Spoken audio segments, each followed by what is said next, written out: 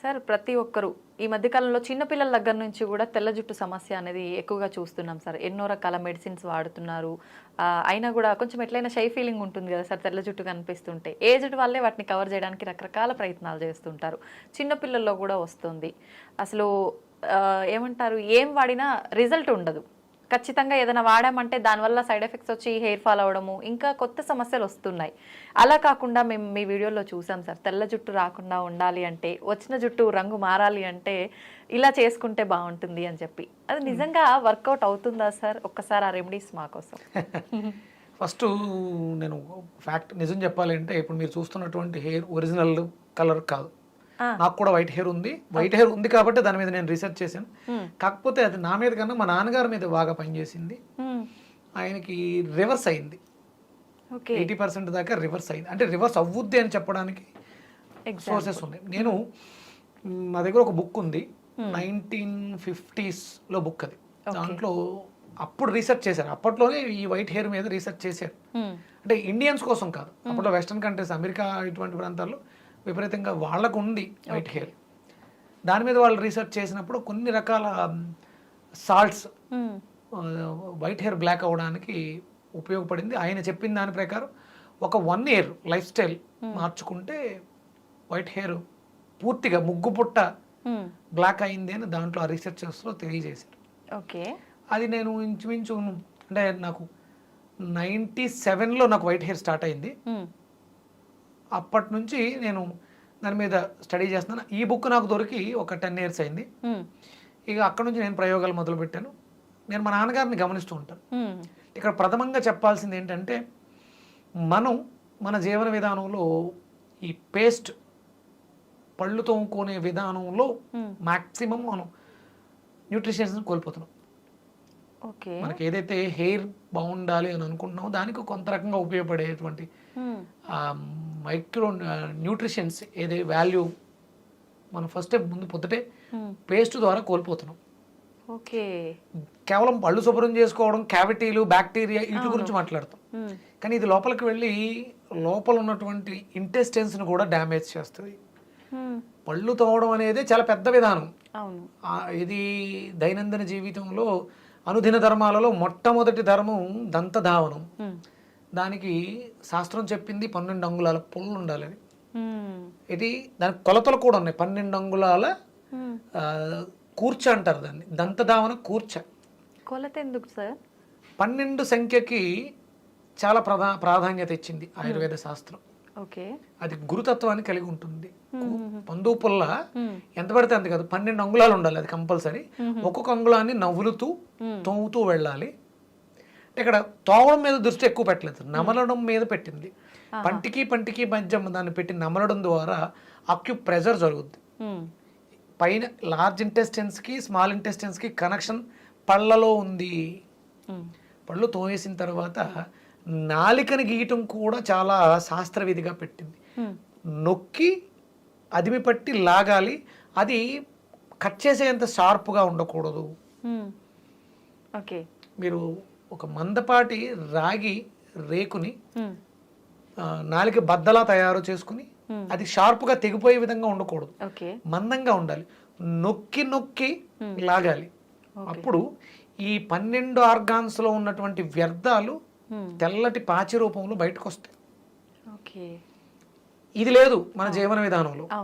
అప్పుడు తెల్ల జుట్టు రాకపోవడానికి ఇక రాకుండా ఎలా ఉంటుంది? మనం దీన్నే పాడు చేసాం. పందు వల్ల తెలియదు ఎవరికి. అది 12 అంగుళాలు ఉన్న విషయం నాకు కూడా రీసెంట్గా తెలిసింది. నాలికను నొక్కి పెట్టిది తోమాలి అంటే దానికి ఒక మంత్రం కూడా ఉంది. దంతధావనానికి ఒక మంత్రం కూడా ఉంది. అవన్నీ మనం తర్వాత విషయాలు విపులంగా మాట్లాడతాను. మీరు వైట్ హెయిర్ మారడం గురించి మాట్లాడారు. ఎందుకు చెప్తున్నానంటే, మా నాన్నగారు పందుపులతోటే పళ్ళు తోముతారు. ఎప్పుడు కూడా ఆయన పేస్ట్ బ్రష్ వాడరు. మరి మధ్యలో ఆయనకి ఎందుకు ప్రాబ్లం వచ్చింది అంటే, ఆయన జీవన విధానంలో చిన్న చిన్న మార్పులు చేసుకున్నారు. కొన్ని ఎడిక్షన్స్, స్మోక్ చేయడం వల్ల కూడా వైట్ హెయిర్ వస్తుంది. ఓకే, మనకి మెలనిన్ డ్యామేజ్ అవ్వడానికి స్మోకింగ్ కూడా ఒక కారణం అవుతూ ఉంటుంది. నేను కొన్ని రకాల ప్రయోగాలు చేసిన తర్వాత అది అర్థమైంది. ఆయన ఇప్పుడు స్మోక్ మానేశారు కాబట్టి టర్న్ అవడానికి, వైట్ అవ్వడానికి కారణం అదే, అది కూడా ఒక కారణమైంది. ఓకే. సరైనటువంటి పోషకాహారాలు లేకపోవడం కారణమైంది. ఇవన్నీ ఆయన మానేశారు కాబట్టి ఇప్పుడు ఆయన హెయిర్ ఇంచుమించు ఒక 7-8 నెలలుగా రివర్స్ స్టార్ట్ అయింది. రెగ్యులర్గా ఇంకొంచెం పోషకాహారం తీసుకోగలిగితే అది డార్క్ అయిపోతుంది, పూర్తిగా అయిపోతుంది. రెగ్యులర్గా ఆయన న్యాచురల్ కొబ్బరి నూనె, అంటే మూలికలు కలిపినటువంటి మన మార్కెట్లో దొరికేవి కాదు, ఓన్లీ ప్లెయిన్ కొబ్బరి నూనె రాస్తున్నారు. రెగ్యులర్గా రాయాలి, వైట్ హెయిర్ బ్లాక్ అవుతుంది. అలాగే మనకి బెల్లం కావాలి, తెల్ల జుట్టు నల్లబడటానికి బ్లాక్ ట్రాకిల్, నల్ల బెల్లం కావాలి. అలాగే ఈస్ట్ అంటే నిల్వ ఉన్నటువంటి పదార్థాలు, పులియబడినటువంటి పదార్థాలు అద్భుతంగా, అందులో మనం పులియడం అంటే పెరుగుని ఎక్కువ తీసుకుంటాం, లాక్టోబాక్సిల్లస్, ఈస్ట్ గ్రాన్యూల్స్, అంటే మనము ఫార్మేషన్ రూపంలో తీసుకుంటే ఈస్ట్ గ్రాన్యూల్స్ని వాడడం ద్వారా కూడా తెల్ల జుట్టు నల్లగా అవుతుంది, నో డౌట్. ఇంటేక్ తీసుకోవాలి, అంటే దాంట్లో బి కాంప్లెక్స్ ఫ్యామిలీ మొత్తం ఉంటుంది. అది లోపలికి వెళ్ళి గుడ్ బ్యాక్టీరియాని ప్రొడ్యూస్ చేస్తుంది కాబట్టి తెల్లగా అయిన జుట్టు నల్లగా అవడానికి, తెల్లగా అవుతున్న జుట్టుని ఆపడానికి ఉపయోగపడుతుంది. అలాగే కంపల్సరీ కుంకుడుకాయలు వాడాలి, అది తాపాన్ని తగ్గిస్తుంది. మనం వాడే కెమికల్ షాంపూస్ కూడా వైట్ హెయిర్ రావడానికి కారణం అవుతుంది. మీకు నేను చెప్పాను, టచ్, స్పర్శ ద్వారా కూడా వ్యాధి రోగాలు నయం అవుతాయి. అది మనం కుంకుడుకాయలని పిసుకుతాం, దాంట్లో ఉండేటువంటి పెంకు, నల్లగా ఉండే పెంకు చాలా గట్టిగా ఉంటుంది. ఇవన్నీ కూడా ఔషధ గుణాలని కలిగి ఉండడం ద్వారా చర్మం మేంచి మన శరీరం అంతా కూడా స్ప్రెడ్ అవుతుంది. ఇప్పుడు ప్రెసెంట్ నేను ఆ కుంకుడుకాయతోటి, నిమ్మ తొక్కలతోటి తయారు చేసినటువంటి న్యాచురల్ ప్రోడక్ట్ని వాడుతున్నాను.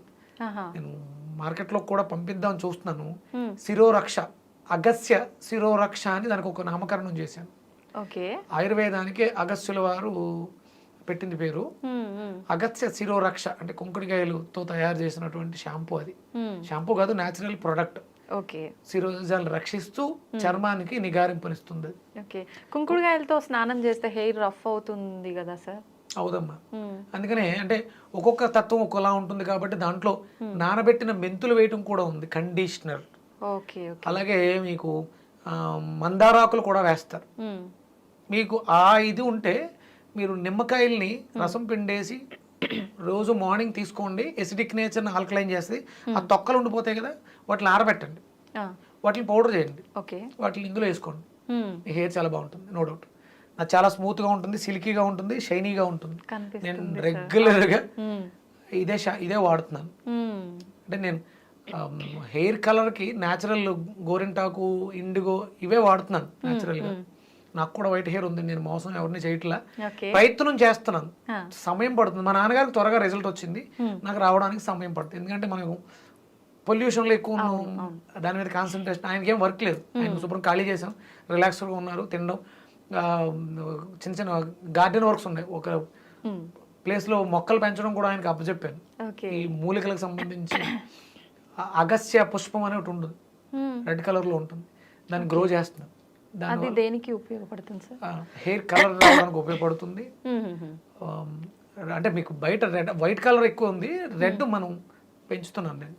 అంటే చాలా రకాలు, కొన్ని రకాలు అశోక అనేది వినే ఉంటారు, సీతమ్మ వారి చెట్టు కింద ఉందని. ఆ శోక అంటే శోకం లేకుండా చేస్తుంది. మనం దేనికోసం అయితే బాధపడుతున్నామో ఆ బాధ అనేది తీర్చేస్తుంది. ఆ చెట్లు కూడా పెంచాలి. అశోకుడు చెట్లు నాటించెను అని మేము చదువుకున్నాం. అవి చూస్తే మీరు పొడుగ్గా సన్నగా పైకి వెళ్ళిపోయి నల్లటి కాయలు కాస్తాయి, అవి అనుకుంటారు, అవి కాదు. శోకాన్ని తీర్చే చెట్లు, సీతా అశోక అని దానికి ఏదో పేరు మార్చారు మళ్ళీ. అశోక వృక్షాలు వేరు, అవి ఎర్రటి పుష్పాలను ఇస్తాయి. ఆ చెట్టు యొక్క బెరడు కూడా మనకు ఉపయోగపడుతుంది. మనకి ఏదో బాధ ఉంది, శోకిస్తున్నాం, ఆ శోకాన్ని తీర్చేస్తుంది అశోక. మీకు స్త్రీలకి ఋతు సమస్యలు వస్తాయి, అశోకారిష్ట అని ఒక సిరప్ దొరుకుతుంది, అది రెగ్యులర్ గా వాడండి, ఇర్రెగ్యులర్ పీరియడ్స్ తగ్గిపోతాయి. శోకాన్ని తీర్చేస్తుంది, కడుపు నొప్పి వస్తుందిగా, మీకు ఆ పెయిన్ తీసేస్తుంది అది అశోక. ఆ ఆకులకి, ఆ బెరడుకి కూడా ఆ ప్రాపర్టీస్ ఉన్నాయి, శక్తి ఉంది. అవి వాడడం ద్వారా కూడా మనం తెచ్చుకోవచ్చు. ఎలా తీసుకుంటారు సార్? ఆ సిరప్ ఎలా వాడచ్చు? ఉదయం 15 ml, మధ్యాహ్నం 15 ml, సాయంత్రం 15 ml. అంటే మెన్స్ట్రువల్ సైకిల్స్ ఇబ్బందులు ఉంటే 15 ml వాటర్ తోటి ఆఫ్టర్ ఫుడ్ రెగ్యులర్ గా తీసుకుంటే శోకాన్ని తగ్గిస్తుంది. మీరు కడుపు నొప్పితో బాధపడాల్సిన అవసరం ఉండదు. అంటే ఇబ్బంది అది సాల్వ్ అయ్యే వరకు వాడి క్యూర్ తర్వాత ఆపేయొచ్చు. ఆపేయచ్చు. ఓకే. జీవితాంతం ఏది చేయకూడదమ్మా. అది కూడా మళ్ళీ మనం వీళ్ళని తిడుతూ ఉంటాం, ఇంగ్లీష్ మందుల మీద ఆధారపడి అవి చేసేస్తున్నారు, దీ చేసేస్తున్నారు అంటే దోచుకునే వాళ్ళు మారతారు అంతే. వాళ్ళు మెడిసిన్స్ ఇచ్చారు, ఇక్కడ మేము సిరప్స్ ఇస్తాం, అది తప్పు. ఏదైనా ఒకటే, ఓకే. ఏదైనా సమస్య ఉంది, సమస్యని సాల్వ్ చేసేస్తే క్యూర్ అయిపోతే ఒక 3 నెలలో 6 నెలలో అయిపోయింది. అక్కడతో మళ్ళీ మీరు సమస్య అంటూ విక్రమాదిత్య దగ్గరికి వెళ్ళాల్సిన అవసరం ఉండకూడదు, ఎవరి దగ్గరికి వెళ్ళకూడదు. ఇవి చిన్న చిన్న చిట్కాస్ ఉన్నాయి. కుంకుడుకాయలతో తలంటుకోవటం, కుంకుడుకాయలు డయాబెటీస్ని కూడా తగ్గిస్తాయి. ఓకే, ఎలా సార్? మనం దంతధావనం చూర్ణం కింద వాడుకుంటే అది కొంచెం చేదుగా ఉంటుంది. శుభ్రం చేసుకోవడం కోసం క్యావిటీస్ బ్యాక్టీరియా అంటున్నాం కదా, ఈ కెమికల్స్ లాలాజలంలో 18 మైక్రో న్యూట్రిషన్స్ని పాడు చేస్తాయి. ఈ కుంకుడుకాయ వృద్ధి చేస్తుంది, తాపాన్ని తగ్గిస్తుంది, నోట్లో పుల్లను మాన్పిస్తుంది. దాంతోపాటు ఈ దంతధావన చూర్ణం అపామార్గాన్ని మనకు ఉత్తరేని పుల్ల సమూలాన్ని పొడి చేసుకుని దాంతో పళ్ళు తోమితే మీకు వైట్ హెయిర్ రావడం ఆగుద్ది. ఉత్తరేని పొడి. అలాగే నల్లటి గుణం కలిగినటువంటి నేరేడు పళ్ళు జుట్టు నల్లగా అవడానికి అవకాశం ఇస్తాయి. వంకాయ జుట్టు నల్లగా అవడానికి అవకాశం ఇస్తుంది. వంకాయ కూడా నల్ల వంకాయలు ఉంటాయి కదా, అంటే అది వెళ్ళి డైరెక్ట్ జుట్టు మీద పని చేయదు, కిడ్నీని శుభ్రం చేస్తుంది. కిడ్నీ బాగుంటే జుట్టు నల్లగా ఉంటుంది. ఇవి ఇంటర్లింక్స్ ఇవన్నీ కూడా. అలాగే పండిన దొండకాయలు కూడా జుట్టు నల్లగా అవడానికి అవకాశం. మందార పువ్వు ఎర్రగా ఉంటుంది, హైబిస్కస్, కానీ మందార ఆకులు జుట్టు నల్లగా అవడానికి సపోర్ట్ ఎలా చేస్తాయంటే ఆ శక్తి మూలాధారాన్ని యాక్టివ్ చేయడం ద్వారా తెల్లగా అయిన జుట్టు నల్లగా అవుతుంది. అంటే వైట్ హెయిర్ వచ్చింది అంటే మూలాధారం ప్రాపర్గా లేదు అని అర్థం. అందుకని ఎర్రగా ఉండే పదార్థాలు తింటే మూలాధారం యాక్టివ్ అవుతుంది. మూలాధారం ఎర్రగా ఉంటుంది కానీ అది జుట్టును నల్లగా ఉంచుతుంది, మెలనిన్ అక్కడ ప్రొడ్యూస్ అవుతుంది. ఇవన్నీ ఇంటర్లింక్స్. ఇప్పుడు అది పండిన దొండకాయ అన్నారు కదా సార్, తినాలా సార్? అది మనం దొండకాయలు పండితే కూర పాడేస్తాం కదా, మిక్సీలో వేసి జ్యూస్ కొట్టండి, దాన్ని జ్యూస్ చేసుకుని తాగేయండి, లివర్ ఫిల్టర్ అయిపోద్ది, మూలాధారం యాక్టివ్ అయిపోద్ది. ఒకవేళ వైట్ హెయిర్ సమస్య అంటే చర్మ వ్యవస్థ, జుట్టు నల్లగా అవడానికి అవకాశం ఏర్పడుతుంది. ఒకవేళ అప్పుడే స్టార్ట్ అయింది ప్రీమెచ్యూర్డ్, అది ఆగుతుంది, జుట్టు ఒడ్డం కూడా తగ్గుతుంది. అందులో ఇంకేమైనా కలుపుకోవచ్చా సార్? నల్ల ముక్క, నిమ్మకాయ రసం, మజ్జిగ, మన ఇష్టం. ఈ రకాల అంటే ఇటువంటి ఫుడ్స్ మనం తీసుకుంటూ బెల్లం, కొబ్బరి నూనె, నార్మల్ ప్లెయిన్ కొబ్బరి నూనె తలకి రాయాలి, రోజు రాయాలి. అలాగే మనం తీసుకునే వాటిలో ఐరన్ కంటెంట్, బెల్లం, నల్ల బెల్లం ఉండాలి. ఈస్ట్ అంటే నిల్వ ఉన్నటువంటి పదార్థాల్లో మనం చెద్దనాన్ని కూడా ఈస్ట్ గానే భావిస్తాం. నైట్ నానబెట్టిన తోడు పెట్టిన అన్నంలో కూడా ఈస్ట్ ఫామ్ అవుతుంది. లేదా అలా కుదరట్లేదు అనుకున్నప్పుడు డ్రై ఈస్ట్ గ్రాన్యూల్స్ దొరుకుతాయి. ఒక చిటికెడు నీళ్ళలో వేసుకుని నానబెట్టి దాని మజ్జిగలోను మనం వేసుకునే పదార్థాల్లో అవకాశం ఉంటే, మరి చపాతీలు చేసుకున్నప్పుడు దాంట్లో వేయటం, దాన్ని తీసుకోవడం, ఈస్ట్ని తీసుకోవడం రెగ్యులర్గా చేస్తూ ఉంటే వైట్ హెయిర్ బ్లాక్ అవ్వడానికి అవకాశం ఉంది. సిట్రస్, విటమిన్ సి ఉన్నటువంటి ఉసిరి రెగ్యులర్గా తీసుకోండి. మన ఫుడ్స్ మార్చుకుంటే చాలు. ఎసిడిక్ నేచర్ ఫుడ్స్, మీరు B12 బాగుందని చెప్పేసి మీట్ ఎక్కువ తిన్నా కూడా వైట్ హెయిర్ వచ్చేస్తుంది. అవేమి నాన్ వెజ్ జోలికి వెళ్ళకండి, సాత్వికంగా ఉండండి, తేలికగా జీర్ణం అయ్యేలా చేయండి, ఆటోమేటిక్గా వైట్ హెయిర్ బ్లాక్ అయిపోతుంది. మినిమం 6 to 1 yearలో ఇవి రెగ్యులర్గా చేస్తే వైట్ హెయిర్ బ్లాక్ అవుతుంది 100%, నో డౌట్. ఇప్పుడు ఈ ఆల్రెడీ ఉన్న వాళ్ళు కలర్ వేస్తుంటే కలర్ వేయటం ఆపేయండి. ఆ కెమికల్ ఆపేస్తే ఆక్సిజన్ బాగా తీసుకుంటుంది. రోజు రెగ్యులర్గా నూనె రాస్తూ ప్రాణాయామం, నడక ఇలాంటివి చేస్తూ ఉంటే డెఫినెట్గా అంటే ఒకటి మనలో ఆత్మనూన్యత భావం ఏర్పడుతుంది. వైట్ హెయిర్ వచ్చినా, బాల్డ్ హెయిర్ వచ్చినా దాన్ని మనం పెంపొందించుకుంటే ఆటోమేటిక్గా ఈ సమస్యల నుంచి ఓవర్కమ్ అవ్వచ్చు. ఓకే సార్, తలస్నానం విషయానికి వస్తే కూడా అంటే డైలీ తలస్నానం చేయొద్దు, మనకు హెయిర్లో ఉండాల్సినవన్నీ పోతాయి అని అంటుంటారు, అది నిజమేనా సార్? కాదమ్మా, నేను గత కొన్ని సంవత్సరాలుగా ప్రతిరోజు నేను తలస్నానం చేస్తూనే ఉన్నాను. ఆ జుట్టేం ఊడిపోలేదుగా, ఇంకా తిక్కుగా ఉందిగా. అవును, అంటే వాటికి చేయాల్సిన మనం చేస్తూ ఉంటే నిత్యం తలస్నానం చేయడం తప్పు అని ఎక్కడ ఏ శాస్త్రంలోనూ లేదు. ఓకే, అంటే మగవాళ్ళకి, అంటే మీకు ఆడవాళ్ళకి జుట్టు ఎక్కువ ఉంటుంది కాబట్టి ప్రత్యేకమైనటువంటి రోజులు పెట్టడం జరిగింది. జుట్టు ఎక్కువ ఉన్నప్పుడు మరి అది ఆరడం కష్టం కాబట్టి మీరు చేయక్కర్లా. చేసే అలవాటు ఉన్న వాళ్ళు దానివల్ల అయితే ఎలాంటి ఇబ్బంది లేదు, మంచిదే, మగవాళ్ళు చేయొచ్చు. ఓకే సార్, ఆయిల్ పెట్టే విధానం కూడా ఏ రకంగా ఉండాలి సార్? అంటే కొంతమంది వేడి చేసుకొని అలా పెట్టాలంటుంటారు, కొంతమంది అవసరం లేదంటుంటారు, స్నానానికి బిఫోర్ పెడితే చాలు అంటుంటారు, కొంతమంది ఓవర్ నైట్ పెట్టి నెక్స్ట్ డే తల స్నానం. ఏ రకంగా సార్ అసలు? నైట్ పెట్టి ఉదయం తల స్నానం చేయటమే మంచిది. అసలు అంటే పూర్వం రోజుల్లో వాళ్ళు ఒకసారి పెడితే అంటే ఆదివారం నూనె పెట్టకూడదమ్మా, శాస్త్రం చెప్పింది. మిగతా రోజుల్లో నూనె పెట్టుకోవచ్చు. మీరు సోమవారం నూనె పెడితే మంగళవారం బుధవారం అంటుకుంటారు, గురువారం అంటుకోకూడదు. ఆడవాళ్ళకి ఒక ధర్మం ఉంది. గురువారం ఉపవాసం చేస్తారు కాబట్టి బుధవారం అంటేసుకుంటారు. ఇక గురువారం వదిలేసి బుధవారం మళ్ళీ ఆయిల్ పెట్టేస్తే శుక్రవారం ఉపవాసాలు ఉన్న రోజుల్లో తలస్నానం చేస్తారు కదా. అలా వారానికి 2-3 రోజులు నూనెతో ఉండాలి మీరు. ఎందుకంటే మీకు శ్రమ ఎక్కువ ఉంటుంది, మీకు జుట్టు ఎక్కువ ఉంటుంది. దానికి మీరు నూనె ఎంత ఎక్కువ ఉంటే అంత మంచిది. ఆ ఉపవాసాల రోజుల్లో మీరు తలంటు స్నానం, శుక్రవారం కంపల్సరీ, ఆదివారం నూనె లేకుండా ఉండాలి కాబట్టి ఆదివారం తలంటుకోవటం, అవి మీరు నియమాలు పాటించాలి. వారం అంతా కూడా ఉన్నాను, ఇబ్బంది ఏమీ లేదు. నూనె ఉంటే మంచిదే, మనకి పొల్యూషన్ నుంచి కాపాడుతుంది, కెమికల్స్ నుంచి కాపాడుతుంది కాబట్టి రెగ్యులర్ గా నూనె రాసుకోవచ్చు. ఆదివారం మాత్రం నూనె లేకుండా ఉండాలి. ఆ ఎనర్జీని సహస్రం నుంచి రిసీవ్ చేసుకోవడానికి నూనె లేకుండా ఉండాలి. మిగతా అన్ని రోజులు నూనె ఉన్నా పర్లేదు.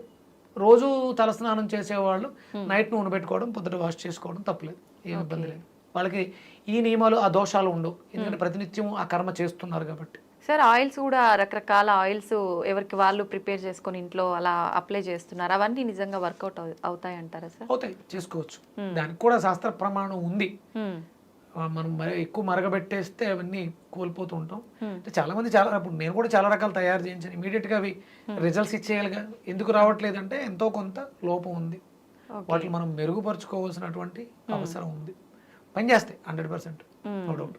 దాంతోపాటు ఫుడ్ కూడా కరెక్ట్ గా ఉండాలి. ఏ ఒక్కటి పూర్తిగా ప్రాధాన్యత వహించదమ్మా. మనం తమ్మునేలు పెడతాం, మీరు ఈ ఆకు తింటే జన్మలో మీకు షుగర్ అలా తప్పది. అది మనం ఆ వ్యూస్ పెంచుకోవడం కోసం తప్ప దానివల్ల ఏమి ఉండదు. ఇవాళ బాగున్నాను, ఇవాళ మంచి పని చేశాను కాబట్టి ఇవాళ హ్యాపీగా ఉన్నాను, రేపు ఇలాగే ఉంటుందని ఎలా చెప్పగలం? అంతే కదా. చిన్న చిన్న పొరపాట్లు జరుగుతుంటాయి. షుగర్ అనే ఇవన్నీ కూడా డిజార్డర్స్, మనకు వచ్చే ప్రాబ్లమ్స్ అన్ని కూడా డిజార్డర్స్. ఇది పూర్తిగా పర్మనెంట్ గా నేను ఒక సిస్టమేటిక్ గా ఉంటే డెఫినెట్ గా ఉంటుంది. నేను ఒక సిస్టమేటిక్ గా కొన్ని సంవత్సరాలుగా నా డైలీ ఇలాగే ఉన్నాను. నేను నా ఆకలిని చంపుకుంటాను, నా కోరికలు చంపుకుంటాను. నాకు అట్ల మీద వ్యామోహం లేదు కాబట్టి నేను ఇలా ఉన్నాను. నేను శుభ్రంగా తినేస్తూ ఉంటే వెయిట్ పెరిగిపోతే అది కరెక్ట్ కాదు. నేను ఇలాగే ఉంటే అలాగే ఉంటాం, బాగుంటాం. మంచి చేస్తే మంచి వస్తుంది, మంచి లోపలికి వేస్తే మంచిగా బయటకు వస్తుంది. మరి బ్రతికినంత వరకు ఎలాంటి మేకప్లు ఇయ్యక్కర్ లేకుండా చాలా హెల్దీగా ఆరోగ్యంగా ఉంటుంది. మీరు ఆ వైట్ హెయిర్కి రెగ్యులర్గా కొబ్బరి నూనె రాయాలి. కుంకుడుకాయలతోటే, షాంపూలతో కాదు, కుంకుడుకాయలతోటే తలంటుకోవాలి.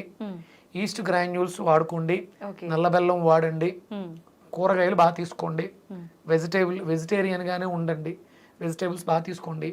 మార్నింగ్ కింగ్ ఫుడ్ తీసుకోండి, afternoon half boiled cooked food తీసుకోండి, ఈవినింగ్ ఏమీ లేకుండా ఉండండి. పాలు కంపల్సరీ తీసుకోండి, కాల్షియం అవసరం, విటమిన్ డి అవసరం. పాలు మిరియాలు వేసి తీసుకోండి, పంచదార వాడొద్దు, వైట్ హెయిర్ 100% బ్లాక్ అవుతుంది. దంతధావనాన్ని మస్ట్ అండ్ షుడ్ గా పెట్టుకోండి.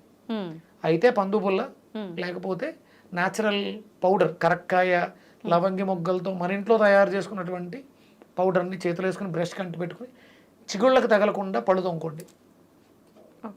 దంతరక్ష చూర్ణం అని కూడా దింపుతున్నాను, అది అవసరం. ఉదయం సాయంత్రం 2 పూట్ల బ్రష్ చేయాలి.